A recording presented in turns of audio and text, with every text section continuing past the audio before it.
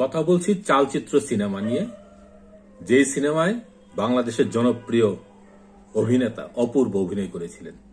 অপূর্ব আমাদের নায়ক, সে অভিনয় করেছিলেন ওই সিনেমাতে।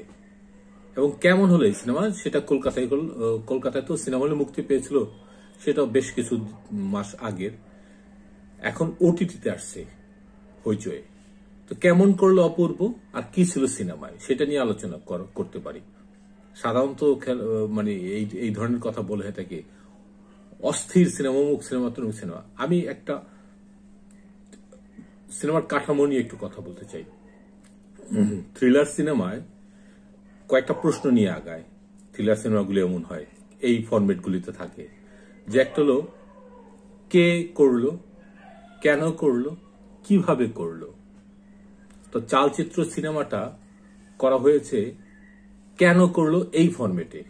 মানে একটা খুন হয় বা কোনো একটা ঘটনা ঘটে, সেই ঘটনাটা কেন করলো, এর নেপথ্যে কি কি মনস্তত্ত্ব, কারা, মানে এই আস্তে আস্তে ধীরে ধীরে এগিয়ে আসে। হ্যাঁ, তো খুনের সিনেমায় পরিচালক প্রতিম ডি গুপ্ত ঠিকঠাক মতন থ্রিলার সিনেমাটা আমার মনে হয় ডিল করতে পেরেছে। হ্যাঁ, যে কলকাতা শহরে একের পর এক খুন হয়, আর খুনের প্যাটার্ন তো মোটামুটি একই হয়। হ্যাঁ, সিরিয়াল কিলারদের ক্ষেত্রে যা হয়, কিন্তু এখানে কিছুটা ভিন্নতা আছে। যেমন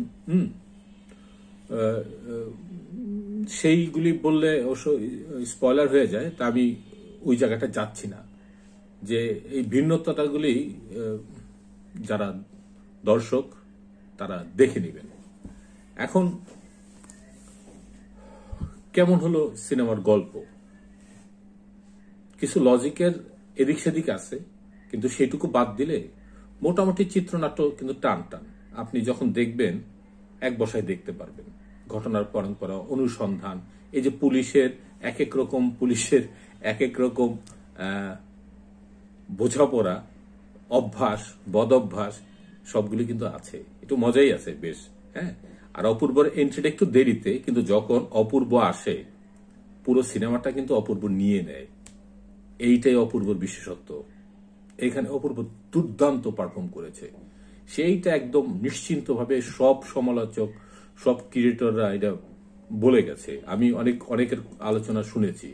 এইটা অপূর্বর বিষয়ে কারো কোনো আমি দ্বিমত দেখি নাই। অপূর্ব যখন থেকে স্ক্রিনে আসছে তারপর থেকে স্ক্রিন অপূর্ব, এটা অপূর্ব নিজে অলিখিতভাবে লিখে নিয়ে নিয়েছে।